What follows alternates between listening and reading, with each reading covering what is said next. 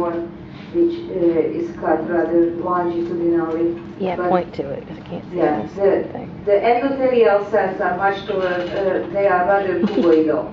I can try to go down to the other side and find better. There is other one here, right here. And I'm just going to try to look for one where you are here. There is a pretty one. Okay, high endothelial veil here.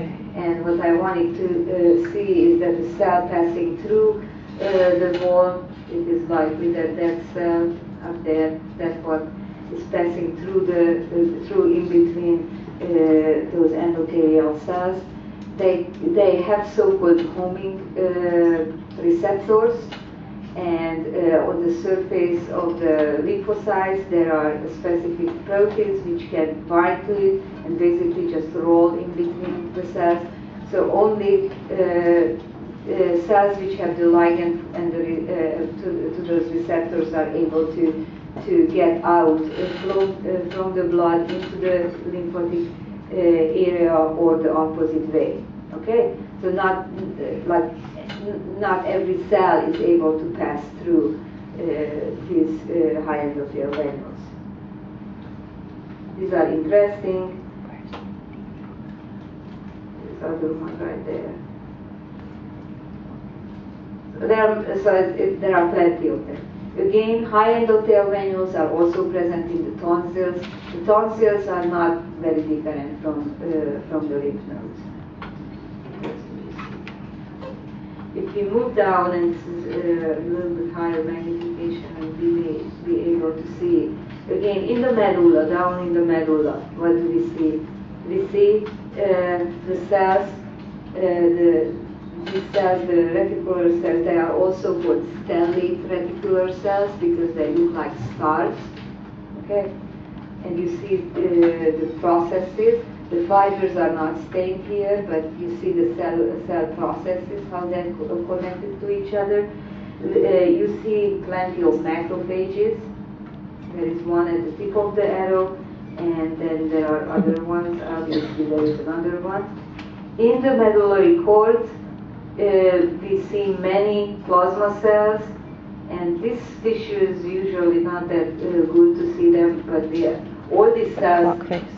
Cells are not very pretty, but many of those cells are plasma cells in that area. And if we put the oil on it later, then you can see that they are plasma cells.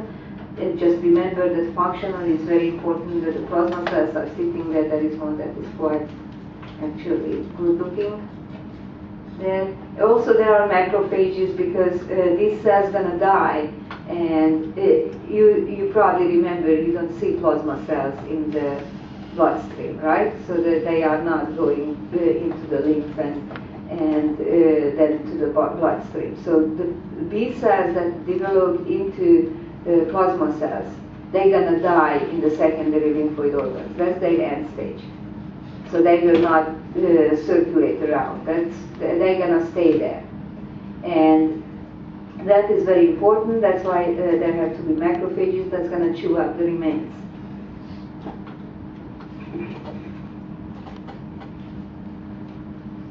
So that's what happens here. And then there are vessels here.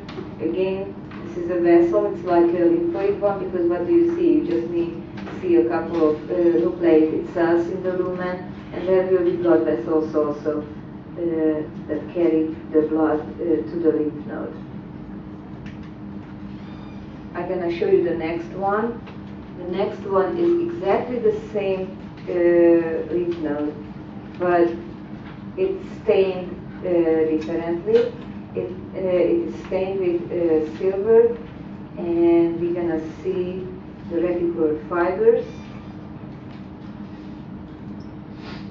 And what is going to be really nice to see that the reticular fibers span across the sinusoid here.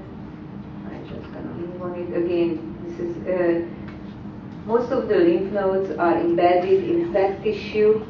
You see, this is the fat tissue. Definitely. And here too, and that's the capsule, and that's the marginal sinus. I'll pull it to the center. Go up to the higher magnification. 40. There we go. So now you see with the black fibers are the reticular fibers, and if you find an error, it's hard to find, but you really see spanning across the sinus, but here you see that. You see? These are the reticular fibers. The reticular fibers are also here in the tissue, in the cortex. So these reticular fibers just form this three-dimensional network throughout the secondary lymphoid organs, lymph node, tonsils, Peyer's patches, everywhere. Okay? The stellate reticular cell, again, they were named stellate because they look like stars.